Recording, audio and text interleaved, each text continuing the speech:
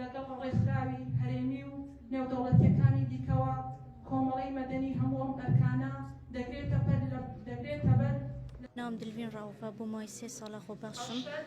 که کاری خوبخشی انجام دادم و هر وقت من با کاری که پیروزی دزانم چون که کاری که هر کسی دتوانید بکات اونیا که بلم یعنی ناچار کرام همیشه بکم و هر وقت من زور به مرتاحم کم ایشه دکم چون که لاروی درونی و لاروی وجدان آسوده دبم پی هر چند وقت لانی مادی هیچ سوده کی مادیم لینا بینیاتا کوستا بالام مزور به مرتاحم چون که لوجدان آسوده ام بوهاتو و هر وقت با کاری که مروانش دزانم و زور سپاسی اور خرانش دکم که تا کو استلاگال من هاوکار بونه بو کاری خوبخشی و زور سپاسی یواش دکم که همیشه لگل کاری خوبخشان دا بونه و پیشگیری متان کرده و دستان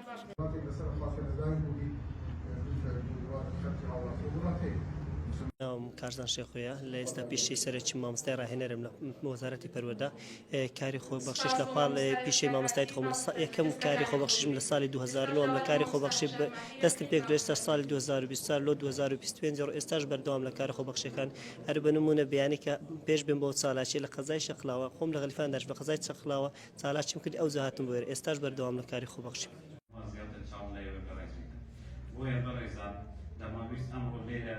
بالنزيل إسماعيل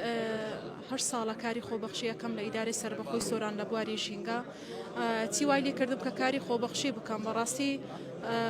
بواری ژینگەم هەڵبژارد و ئەو مەترسیانەی کە ڕوبەڕووی ژینگە ئەبنەوە و ئەو مەترسیانەی کە ڕوبەڕووی ژینگە ئەبنەوە هەستم بە بەرپرسیارەتی و ئەرێک کرد کە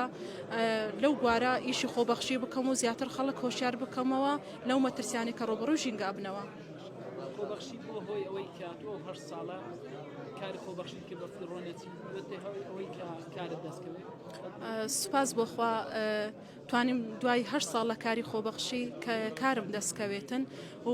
لە بوارەکەی خۆشم لە فەرمانگەی ئیداری سربەخۆی سۆران فەرمانگەی ژینگە.